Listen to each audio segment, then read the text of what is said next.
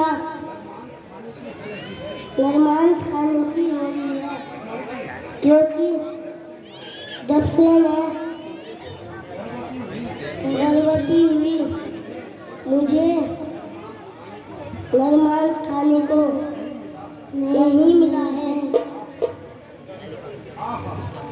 आहा, कहीं से अगर थोड़ा सा नरमांस मिल जाता तो कितना अच्छा होता। मेरी तृष्णा मिट जाती। जी तेरे तुम अपने मन में निराश मत हो। सुना की है हमारे महाराज आई रावण मनुष्य का अपहरण करके लाए हैं और वे कल्प राजा देवी माँ के मंदिर में उनकी बलि चढ़ाएंगे। धूप लिए कल सुबह ही तुम्हें ढेर सारा नरमांस खाने को मिल जाएगा। आहा, मेरे मुंह में तो अभी से पानी आ रहा है। अच्छा,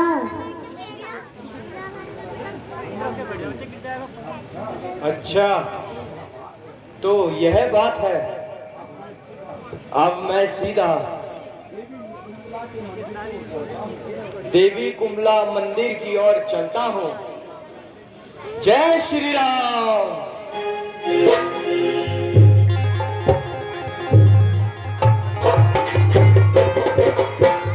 एक बार फिर हम लोग जयकारा लगाएंगे। बोले प्रभु श्री रामचंद्र भगवान की। यहां पर आए जितने दर्शकों की जय तो बोलोगी। एक बार जोरदार ताली अपने लिए। बद्री केदार रामला कमेटी अपने प्रिय दर्शकों से बहुत गदगद है। मैं बोल नहीं सकता हूं, मेरे पास शब्द नहीं है, क्योंकि आज 13वीं रामला है और कल हम लोग यहाँ पर राज्याभिषेक करने जा रहे हैं। आपकी बहुत याद आएगी। जितने दर्शकों ने हमारा यहाँ पर सहयोग करा है, जिन दर्शकों ने तन मन धन से इस रामला पे 4 चांद लगाए हैं, उनको हम कभी भूल नहीं सकते हैं। बशर्ते ये फील्ड हमको परमानेंट नहीं मिला है, लेकिन कभी कभी दुख होता है कि यदि इसमें कोई निर्माण कार्य हो जाए तो हम लोग ऐसी लीला का आयोजन कहाँ करेंगे, इसका बड़ा भारी दुख होता है। पर फिलहाल जब तक आप हम बैठे हैं, हमको ऐसा लग रहा है कि हम सदियों से ये लीला कर रहे हैं। एक बार जोरदार तालियां। वो बहुत ही बेहतरीन सीन है। अहि रावण का छल के द्वारा उनको पाताल लोक ले जाना और वहां पर अपनी माया से जिस तरह से उनके कुकर्म थे उसको माता रानी के चरणों में अर्पित करते। लेकिन माँ तो माँ ही है, माँ तो जगत जननी है, माँ सब जानती है। हेलो, तो ये परिणाम वो कैसा निकलता है, ये कर्मों के अनुसार है। यही हमें इस मंच से सीखने को मिलता है कि जब जब हम लोग अच्छे काम करेंगे अच्छे परिणाम आएंगे, जब जब हम लोग बुरे काम करेंगे तो बुरे परिणाम आएंगे। 14 दिन तक ये राम यज्ञ यहाँ पर चलता है। इस राम यज्ञ में पूरी रामचरितमानस का छोटा छोटा सा भाग हम लोग यहाँ पर दिखाते हैं और उससे एक सीख सीखनी चाहिए, खास करके युवा पीढ़ी को, कि हम लोगों को अपना जो हमारा जो जीवन है, ये हम मनुष्य लोग हैं, हमारा मृत्यु का भरोसा नहीं है, जन्म का भरोसा नहीं है। तो जब हम इतनी सारी बातें जानते हैं तो हमको हमेशा अच्छे कार्य में साथ देना चाहिए। ये हमारी अपनी एक कल्पना भी होनी चाहिए। यदि हम सीखेंगे नहीं तो कहाँ से क्या होगा। और यही 14 दिन का ये मंच जो सजा है, इसीलिए सजा है जो हमारी युवा पीढ़ी है थोड़ा थोड़ा बाहर जा रही है। मेरा यहाँ पर जितने अभिभावक गण हैं जो यहाँ पर बैठे हैं, हम लोग यहाँ से चिल्लाते हैं, बोलते हैं, साथ साथ में एक रामायण का प्रसारण भी करते हैं। उन अभिभावक से मेरा ये कहना है, जब आपका बालक स्कूल से आए, आपका बालक बाजार से आए, आपका बालक रात्रि के समय लेट पर आए, तो थोड़ी उसकी मुंह की सुगंध तो सूंघ लो कम से कम, उसके चेहरे के रंग तो देख लो कम से कम। औलाद पाने के लिए लोग तरस जाते हैं और जब औलादें मिलती हैं तो परिणाम दुष्परिणाम निकल जाते हैं। तो जितने हम परिवार से जुड़े हैं उनसे विनम्र निवेदन है बद्री केदार का कि हमेशा अपने बच्चों को टटोलो, उनको फालतू पैसे मत दो। आजकल सब कुछ भारी भार जा रहा है। तो जो अभिभावक हैं पढ़े लिखे हैं, समझदार हैं, और जिन्होंने पढ़ाई नहीं की तो कम से कम एक दूसरे को देखो तो समझ सकते हैं कि आपका बेटा एक जो फ्रेश बच्चा होता है उसका चेहरा कैसा होना चाहिए सुबह स्कूल जाते समय, और जब स्कूल से वापस आ रहा है तो उसका चेहरा कैसा होना चाहिए, ये अभिभावक को समझना चाहिए। और अगर आप समझ जाओगे, हम समझ जाएंगे, तो कहीं ना कहीं बच्चा जो विपरीत दिशा में हमारा जा रहा है उसको हम वापिस ला सकते हैं। दुनिया अलग मोड़ पे चल रही है और हम इतने बड़े मतलब विद्वान तो नहीं हैं, लेकिन कह सकते हैं, इस मंच से तो कह सकते हैं कम से कम कि अपने बच्चों को टाइम टू टाइम उनका पहना, उनकी आंखें, उनका मुंह, इस तरह का अगर आप देखोगे तो कहीं ना कहीं आप उनको पकड़ पाओगे कि वास्तव में मेरा बच्चा हाथ से बाहर जा रहा है। तो आप इनको खर्चे से भी लगाम लगाइए और इन बच्चों की चेकिंग जरूर कीजिए। अपने अपने घर में आके चेकिंग जरूर कीजिए कि आपका बच्चा कैसा है, क्या है, क्या है। इस तरह के देखो, ये हमारा जो मंच सजा है ये केवल नाचने गाने का नहीं है। इस मंच से यही संदेश जाना चाहिए कि प्रत्येक घर का चिराग सुंदर हो, स्वच्छ हो, अच्छा हो, पढ़ा हो, लिखा हो, IPS हो, PCS हो, यहाँ पर अपने अपने पदों पर बैठे, अपने अपने पदों पर पढ़ाई करें और इस तरह का हमारा इस तो जो कार्यक्रम हमारे चलते रहे और आपके परिवार का बच्चा भी बना रहे। तो आएगा एक बार फिर पुनः आपके सामने मगरध्वज नामक वीर उस राजधानी का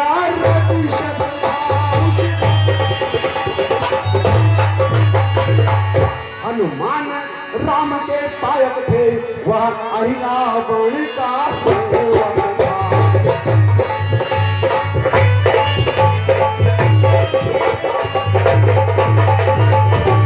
यहाँ मंझे खिलाड़ी थे रण के, वह युवक अभिनव शिकिया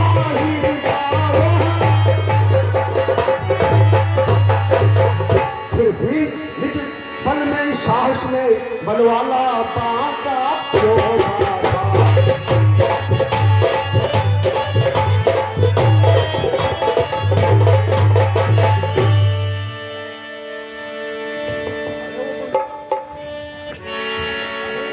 अरे ओ बंदर का जानो छो तो हमारे भितरे के अंदर। अरे तू मुझको रोकने वाला कौन है? अरे तिथे दिखेड़ो नहीं से क्या? मैं ये रक्षक, मैं द्वार का रक्षक हूँ, रक्षक।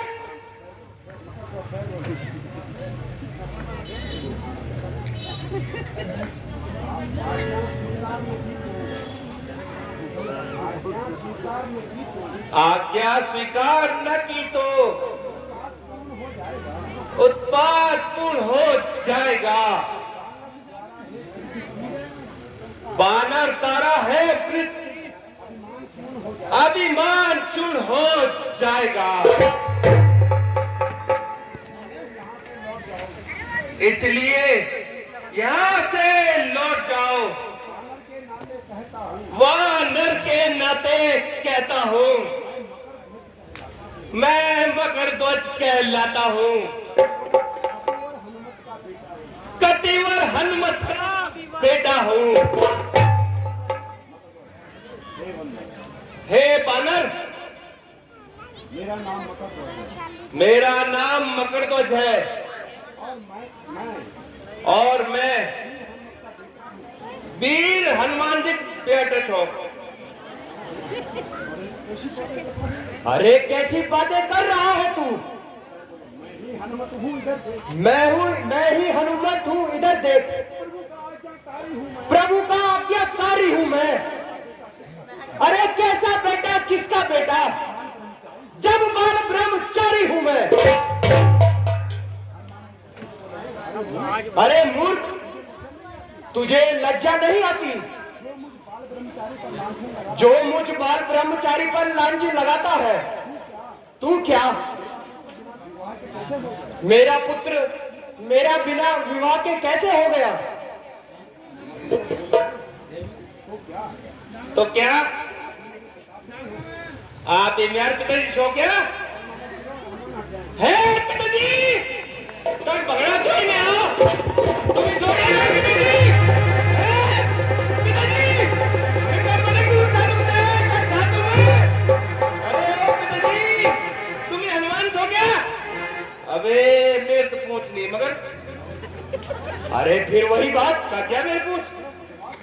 अरे जरा जवान संभाल कर बात कर, अन्यथा तेरी हड्डी पसली तोड़ दूंगा। अरे पूरे बेटा हड्डी पसली तोड़ मिले तुमसे या कि कचोड़ दंग मचाना शुरू तोड़ो ना। पिताजी पिताजी न कह रहे यार तुम। अरे फिर वही बात, कब बटे खुजारू साहब तुम? अरे पिताजी तुम के लिए नाराज होना चाहिए पिताजी। कब बटे नहीं तो बूढ़े होएगे, ये बच्चा भी होगी मेरा और तुम पूजा बाणु छोमी। पिताजी पिताजी देखो पिताजी है सो ना तुम पिताजी, प्लीज है सो ना। इंग्लिश भी सीख गया मिलती है तोड़ दो ब्रेक। पिताजी इन्हें तो देखो पिताजी, मैं आप तरफ देख लेता आई।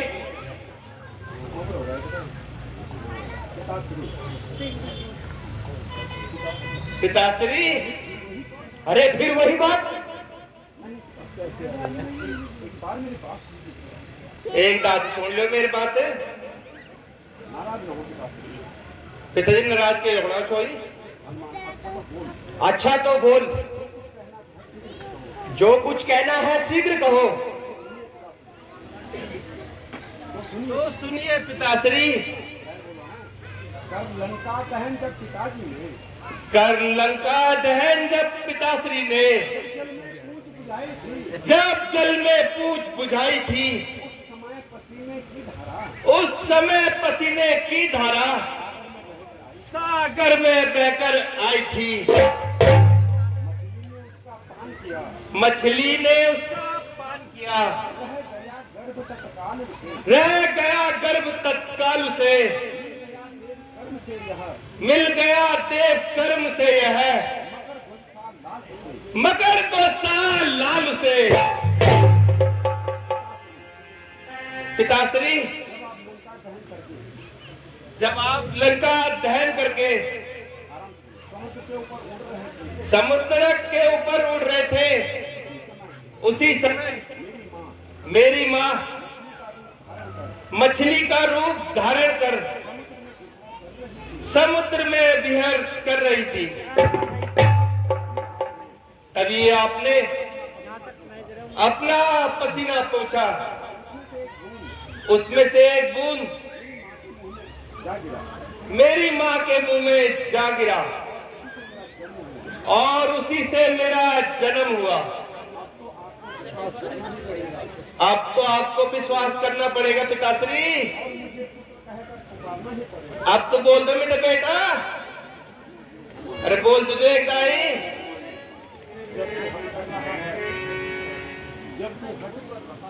अरे जब तू हट कर रहा है तो राम कार्य हेतु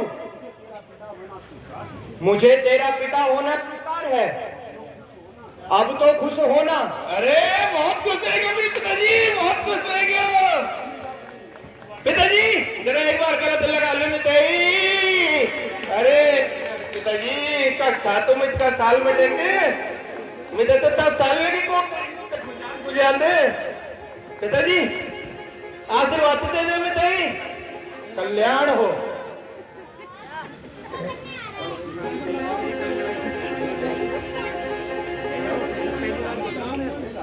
बेटा, अब मैंने